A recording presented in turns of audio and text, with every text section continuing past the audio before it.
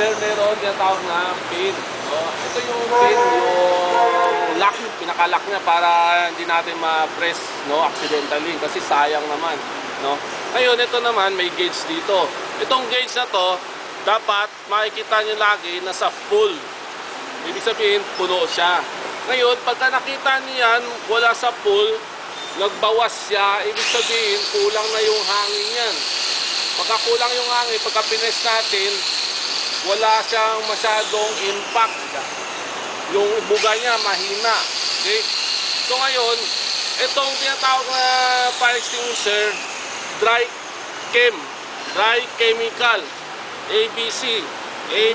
So anything na trash wood, liquid, electrical, pwede siyang gamitin. Okay? So, for example,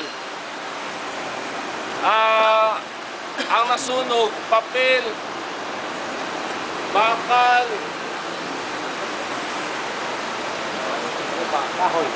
kahoy, Goma. kuryente, yan, pwede lahat yan. Ngayon, pagkalangis naman, yung langis, ito langis, ito tatandaan nyo, ang langis, hindi pwede buhusan ng tubig. Gamitan nyo pa rin ng fire extinguisher kasi yung langis, hindi siya mapatay ng tubig kasi yung tubig, ano nangyayari? Pumapailalim lang yan eh. Ay, umababaw lang yan eh. Ngayon, yung apoy, hindi siya mamatay. Kundi, pagkatingin sa tubig, pinulak niyo yung langis, kakalat eh. Okay? No? Ay, sorry. Ito pala. Kalimutan ko. Hindi na Okay. So, yung ngayon, ang dry chem, lahat yan pwede gamitin. Okay? So, kung, for example, langis na, importante dyan yung langis. No? Kasi, cooking oil, yan. Meron na maraming mga cases na dahil sa naiwan yung niluluto nila hanggang sa dumating yung pinaka-high temperature na mangyayari sa niluluto nila, lalakas yung apoy doon. Kaya pag ang apoy yun, yung ibang tao dahil hindi sila nabigyan ng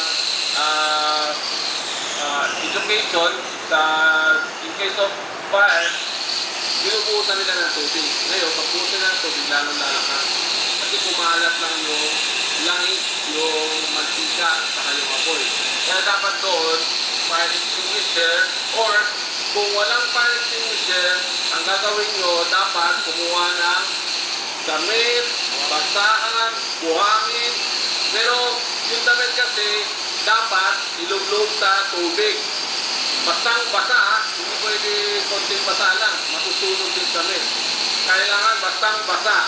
Tapos tatakpan yung kawali, tatakpan ng kawali, pansamantalang mawawala yung apoy, yung pinaka-burner, patayin. Yung gas stove. Okay? Kung yung tangke, meron din regulator yan, kailangan patayin na rin. Kailangan patayin. Okay? Ngayon, fire extinguisher. Meron tayong sinasabing code PASS. P-A-S-S. Papa, Alpha, Sierra, Sierra. PASS. Pasa o PASS, dumaan. Okay, P-A-S-S. Ano yung P? Pull. Hila. Ano yung hilain? Yung lock niya, yung pin niya.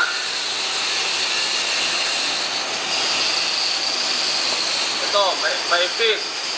Yan, itong pin, tanggalin yan. Ito, ano to, yung parang cable tie. Tanggalin yan. Pagka natanggal na yung pin, anong gagawin? A, alpha. Ano yung A? Aim. Yung aim, sa Tagalog, siguro pwede sabihin natin itutok. No? Aim. Tutok. Diba? Ready? Aim. Fire. Tinutok yung baril, diba? Pero ito naman, aim. I-aim nyo sa apoy. Ang aim, hindi lang basta aim. Kailangan ang tatamaan ng fire extinguisher ay yung pinaka-base ng apoy o yung pinaka-ugat niya. No? Kasi, for example, ito, umaapoy dito, pero yung ilalim, umaapoy din. makikita mo, mawawala lang yung apoy sa ibabaw, pero apoy ulit. Kasi hindi natin tinatamaan yung sa ilalim, kung saan yung source ng apoy niya. Okay? So ngayon, yung pangatlo, Sierra or S, squeeze. Sa Tagalog,